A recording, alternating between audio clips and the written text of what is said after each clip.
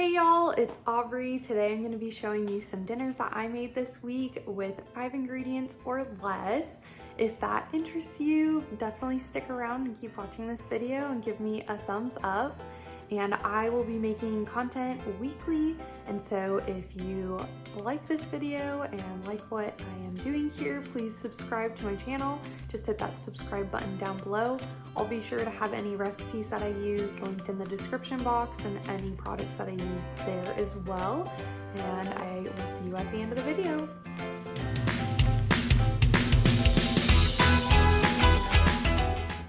So this first meal is crockpot pesto chicken, and so you'll take 2 pounds of chicken breast and put them in your crock pot. I seasoned mine with just some salt and pepper and did that for each layer of chicken.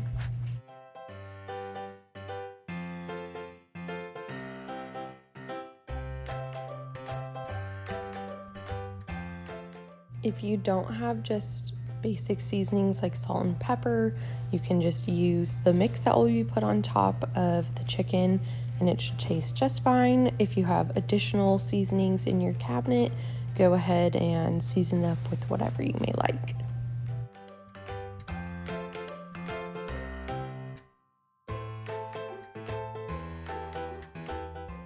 Next, you'll put in a half cup of chicken broth. I don't keep chicken broth cans on hand, and so I either use the powdered mix or the better than bouillon, and so that's what I'm doing here and just mixing it up to make a half cup.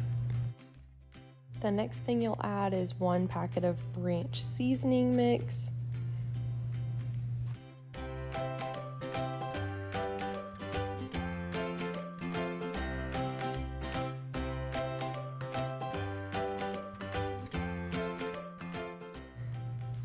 Now I'm going to add in 6 ounces of pesto. A lot of the cans come with 6 ounces. This one's an 8-ounce can, so I'm just kind of eyeballing it. I'm going to put it into the mix and get it all stirred up.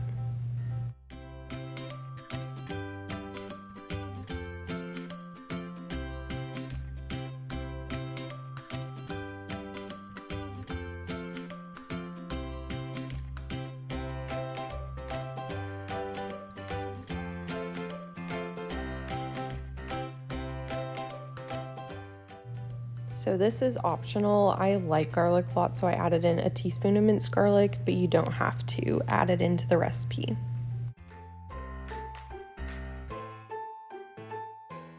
So now we're just gonna pour it over the chicken and make sure each chicken breast is covered, at least partially, by the sauce.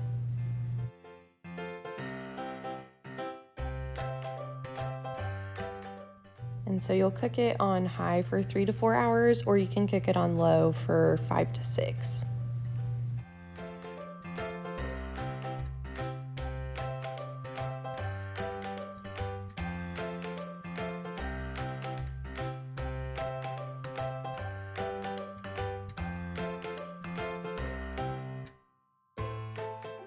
So this is what the chicken will look like when it's done cooking. You can serve it over pasta, rice. We did it with mashed potatoes and some little green snap peas on the side, and it is really delicious. We sprinkled a little bit of Parmesan cheese on top, but honestly, you can just have it by itself and it is tasty. The next recipe is barbecue pulled pork, and what inspired this recipe is my mom found a pork roast for 30% off at the store, and there was also a coupon for this slow cooker mix. And so you'll put in 3 to 5 pounds of pork roast and then a barbecue sauce of your choice. I used this mix, so I didn't need to add any additional water, but if you are going to use barbecue sauce, I would add a little bit of water so it's a little more runny, and that way it can cover the pork and cook as long as it needs to. So I cooked it on high for 3 to 4 hours. You could cook it on low for 7 to 8 hours. Either way will work just fine.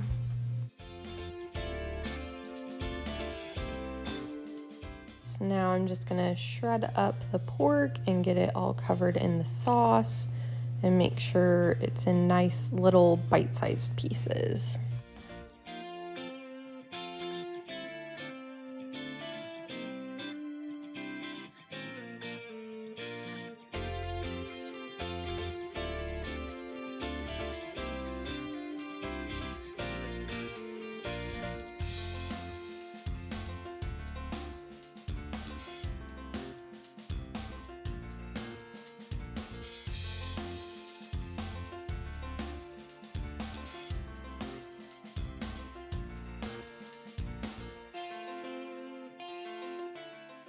So we served it with some bread, pickles, so you can make a sandwich. I just had it as a bowl, so some mashed potatoes with the pork on top, and it was really good. How do you like your deconstructed sandwich and dinner?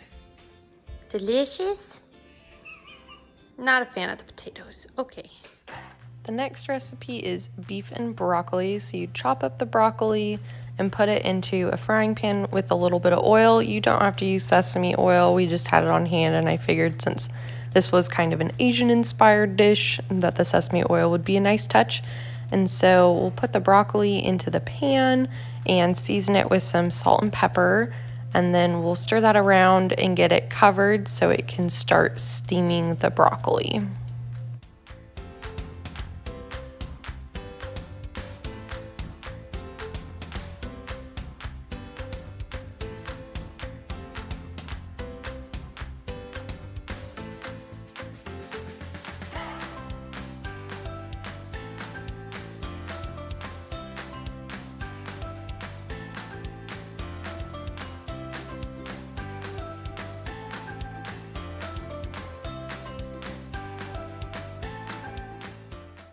For the sauce, you'll use a half cup of soy sauce,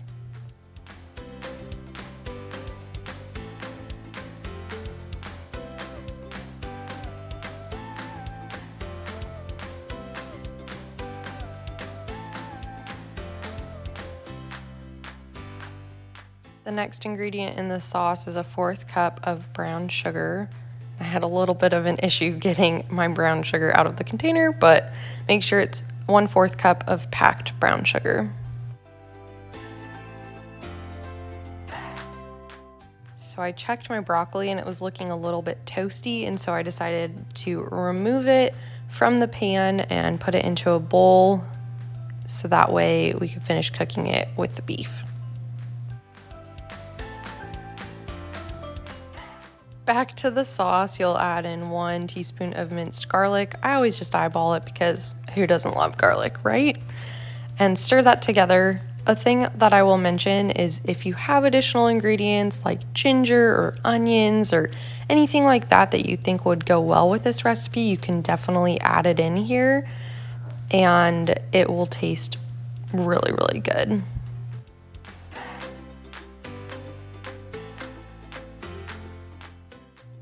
I have about 2 pounds of the stir-fry beef, and so I'm just getting it seasoned with some salt and pepper and letting it cook for a little bit before I add in the sauce.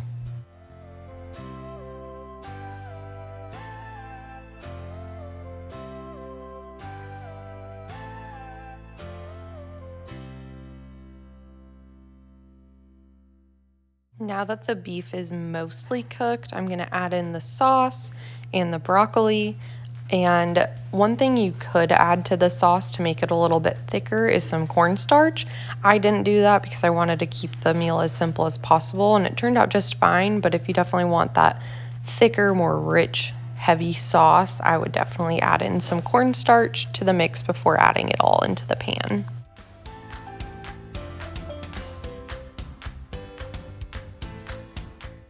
So here is what it looks like at the end. We served it with some rice. You could serve it by itself with some stir-fry veggies or noodles, and it was really good. I'll definitely be making this one again. Next recipe is pot roast and potatoes.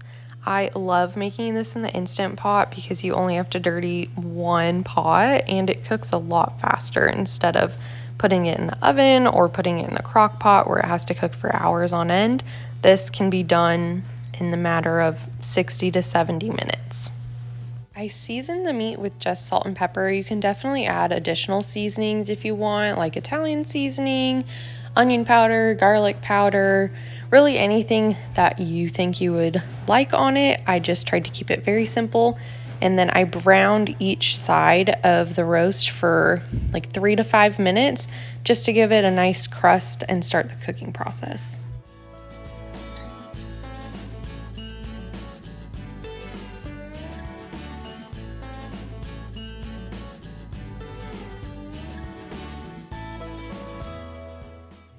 So next I chopped up 4 potatoes And this is another part where you can add in additional vegetables. If you want to add in onion chunks or carrots, you totally can.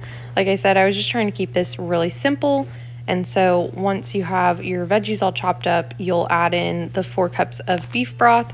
I don't keep beef broth cans in my house, so I just use the powdered stuff, and I added 1 cup at the bottom to kind of get all that juices and stuff from when I was cooking the roast off of the bottom. And then I started layering in my potatoes and my salt and pepper on them, as well as an onion soup mix.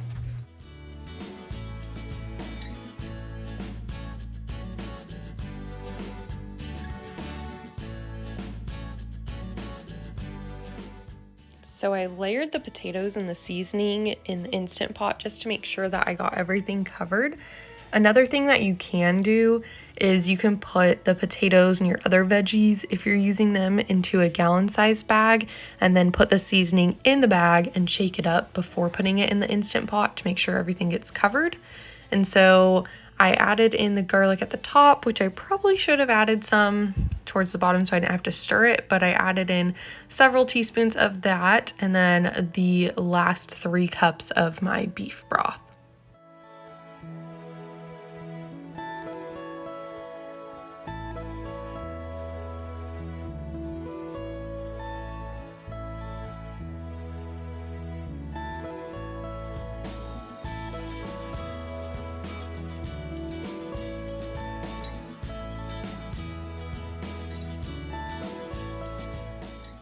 I tried to make sure that most of the pieces of potato were covered with the water.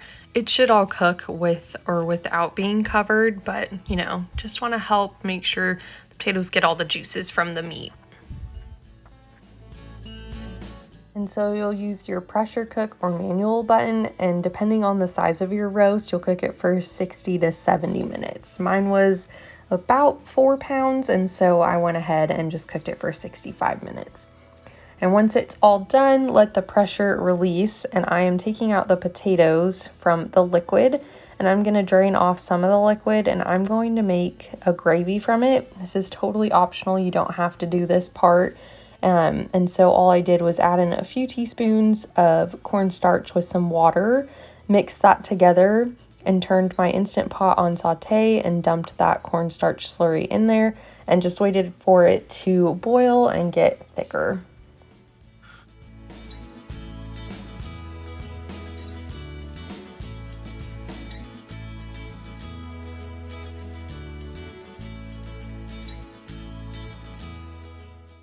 Here is the finished spread. We're just shredding up the meat, or the potatoes. My dad made some corn on the side, and who doesn't love pot roast? I mean, it's so good. So I just topped mine on top of the potatoes, put some of that gravy on there, and it was delicious. Well, that is all I have for you today. Hopefully you enjoyed and got some ideas for what to make for your family this week. And if you liked this video, please hit that subscribe button, as I will be posting new videos every Sunday at 10 a.m. Central Standard Time. And I hope to see you next week. Have a good one. Bye.